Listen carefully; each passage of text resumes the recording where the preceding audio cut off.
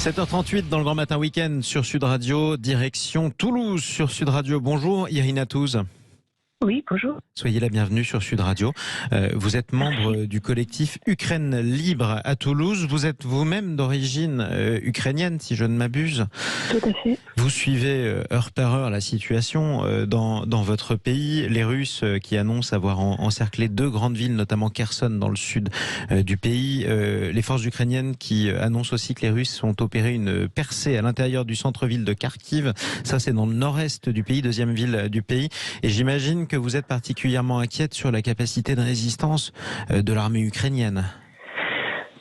Oui, j'avoue qu'en ce moment, donc les émotions, ça passe du haut en bas et dans l'autre sens, beaucoup, souvent, trop. Oui. Donc à Toulouse, nous sommes en train de se mobiliser. On a peur, mais on croit aussi en une victoire. Du coup, ça nous aide à agir.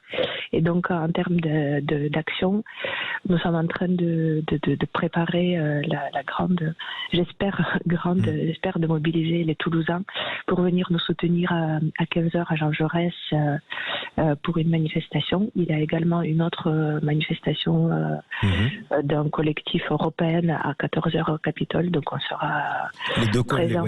Les deux cortèges devraient se rejoindre. C'est pas si loin. Voilà, tout à fait.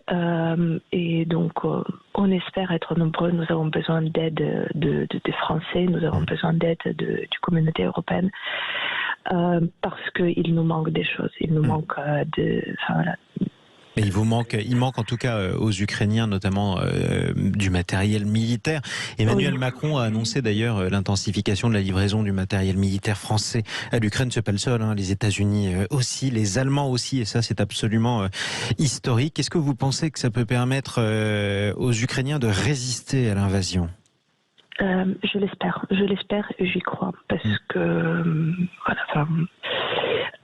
il y a des bons signes, il y a des mauvais signes, mais il faut croire dans la victoire, sinon ça sert à rien. C'est ça. Et en fait, c'est le moral qui essaie de casser. Mais on tient bon et on va tenir bon. On est vraiment très fiers de notre armée. Alors un certain nombre de personnes en France disent que les Ukrainiens sont divisés par moments entre eux. Alors en Ukraine, entre ceux qui sont peut-être plus proches de la Russie et ceux qui sont au contraire plus proches de l'ouest de l'Europe et de l'OTAN. Est-ce que vous confirmez cette impression ou est-ce que c'est faux ? Non, là c'est fini. C'est fini parce que donc les russophones, les ukrainophones sont tous ensemble. J'avoue que je pensais connaître la communauté toulousaine, ukrainienne à Toulouse.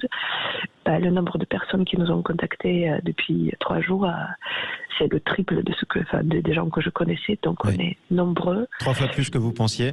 Oui, on est aussi tout le monde veut agir et tout le monde agit à son petit ou grand échelle. Ça veut dire que même les Ukrainiens qui parlent russe, dont le russe est la langue maternelle, ceux qui sont en France, soutiennent la résistance ukrainienne. Oui, et vous savez, c'est moi, ukrainophone, je veux toujours que les russophones commencent à parler ukrainien, mais je ne vais jamais dire passer. Faites le pas, ça. Faites le pas. Mais là, depuis quelques jours, les personnes qui sont russophones, ils m'écrivent en ukrainien.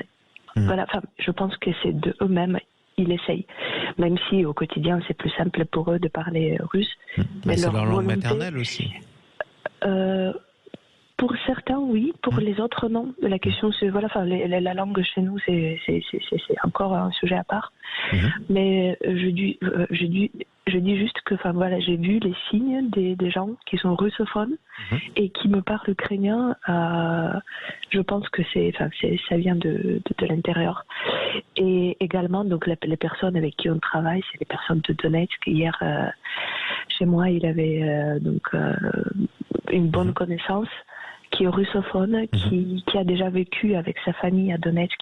On rappelle, c'est l'une des deux premières villes séparatistes pro-russes avec Louhansk. Voilà, et donc on était ensemble, on était en train de travailler sur quoi on peut faire, et oui, des fois on parle les différentes langues, mais on parle de la même Ukraine indépendante. notre pays d'origine. Et en tout cas, vous allez manifester aujourd'hui, cet après-midi, en début d'après-midi, à Toulouse, avec des Ukrainiens, des Ukrainiennes aussi, avec des Français ou d'autres. Hein. Il y a aussi des Russes d'ailleurs qui sont d'accord avec vous justement pour vous opposer à l'invasion russe décrétée par Vladimir Poutine. Merci beaucoup, Irina Touz. Merci à vous. Bon courage, surtout. Merci. Bon courage beaucoup. à vous. Je rappelle que vous êtes membre du collectif Ukraine Libre à Toulouse. Chers amis qui nous écoutez sur Sud Radio, cette guerre aura des conséquences qui vont durer. Ça, c'est en tout cas ce qu'a annoncé le président de la République, Emmanuel Macron. Il y aura des conséquences économiques très lourdes, notamment du fait des sanctions qui ont été encore durcies hier par les Européens.